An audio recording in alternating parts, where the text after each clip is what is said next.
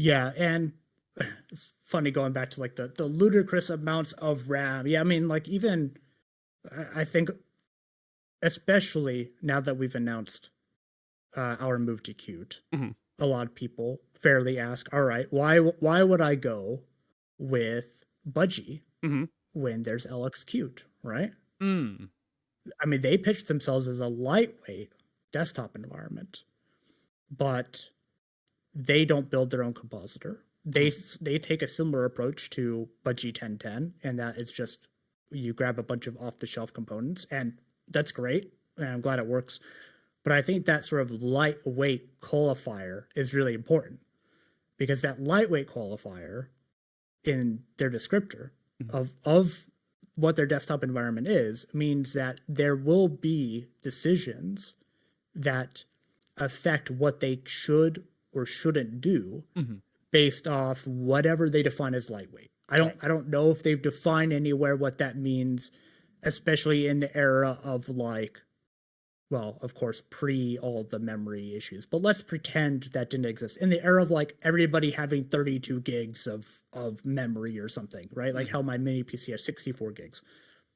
If something consumes 40 megs, is that suddenly lightweight? Where do we draw the line? Right. I mean, I certainly would say 500 megs is not lightweight. That's an Electron app. It at the bare minimum, it's probably 500 megs. But where do we draw that line? So wherever they've drawn that line means that they need to make sort of decisions that influence what they should or shouldn't do, what functionality they expose, you know, basic UX, animations, all this fancy stuff some of us actually expect. They might decide, well, we don't want to pursue that. Right. And then also with them not pursuing a compositor, it means that they, like us with Budgie 1010, have to sort of, there's a give and take.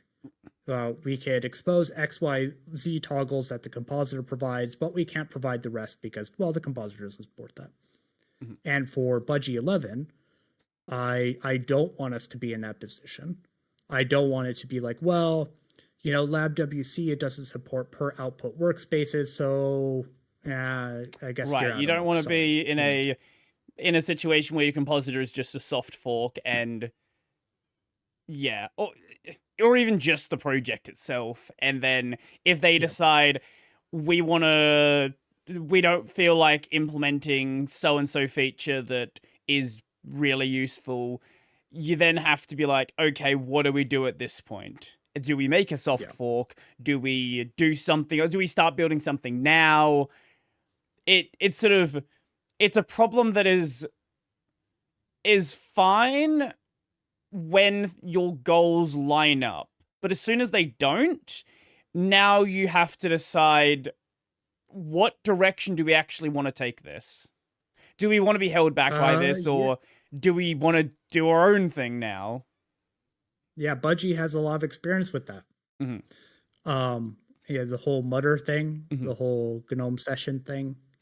I mean, GDK itself as a toolkit, right? The direction that they're taking GDK, which, I mean, from their view, they're making it more generalized, so people can more easily build on top of it. And then they plan on probably doing that with when it comes to platform theming as well. And maybe that model is what works for them in the end. And so I can't really blame them for taking it. But for us, and I'm off in the weeds here, so we might have to pull this back. Fair enough. But going back to LXQt, there's going to be sacrifices they have to make, and you're going to have to make compromises. And I don't really want to do that with Budgie 11. I think we've been held back a lot in Budgie 10 by the tech stack that we have chosen. And the fact that there is only so much you could do with GDK. So we needed something, because we're a really small team, that is way more capable than probably all the functionality we would need. So Qt's the obvious choice. And on top of that, we want to have an existing ecosystem. So this is what we get with KDE frameworks of well-engineered libraries that do stuff that we were planning on doing anyways, Right. like writing a configuration, like writing code that parses a file and converts it into a configuration and a Q object. It's not fancy, but if somebody's already done the hard work for me, why would I put myself through that? Right. That's the whole point of libraries. Right. So, Your goal isn't to sort of engineer the entire stack, it's to build an environment. exactly. Yeah.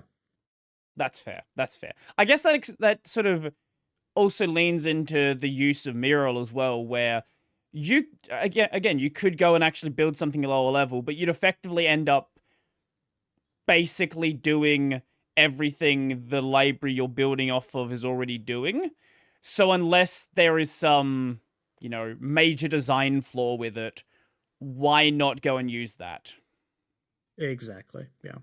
And that's the way we take an approach with of course that doesn't mean that we're just going to choose a KDE framework for everything there could ever possibly a solution for. But let me tell you, one example of something we are absolutely going to use is case status notifier item, because no one wants to deal. I mean, some desktop environments literally don't deal with the notion of system trays. Budgie, I will die on the hill of having a system tray, but I will not die on the hill of implementing two or three different specifications for how to render a stupid icon in a tray that shows a menu. There is no way in hell we're going to do that again. And thank God the KDE people have written case status notifier item, because in theory, that is going to shift all that work away from us, where we could just say, all right, yeah, here's an app, it provides an icon, great, render it in this this row of icons. All right, you right click on it, it exposes this menu, render the menu out. That's it.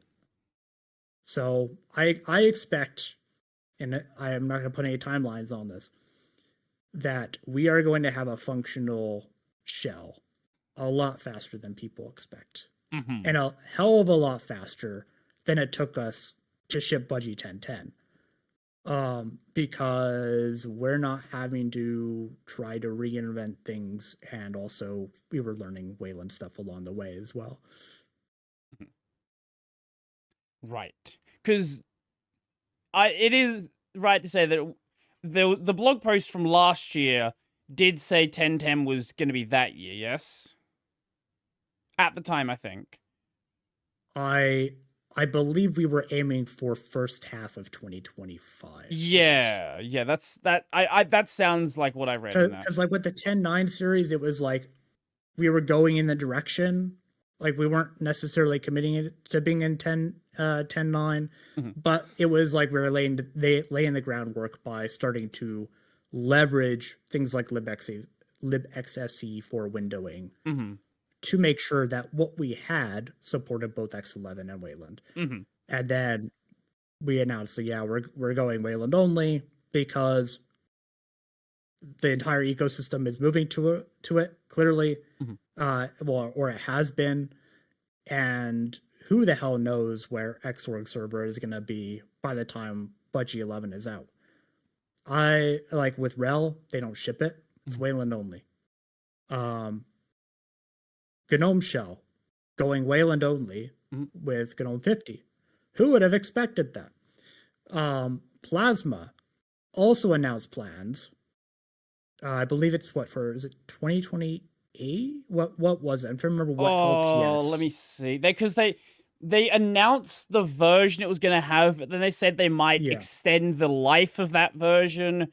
Dropping X11. 6.8 will go Wayland exclusive. Yeah. So, funny number that I'm not going to say is the last one. Right. Yes. Early, let's see. Session support until early 2027. Right, okay. So they're going Wayland only. where the hell does that leave us? Mhm. Where we? It's not like we're. Well, a fan of XSC is X. also going. They're going both, but they're working on their Wayland session. Obviously, then you're doing that, and then Cinnamon's doing something. They've got an experimental session. Yeah, maybe they'll get there in the end. Mate is working on it. Yeah, I think most of them would use it with Wayfire. Wayfire? I think Wayfire's like the kind of go-to. Yeah, because they had started working on a compositor and then stopped years ago. And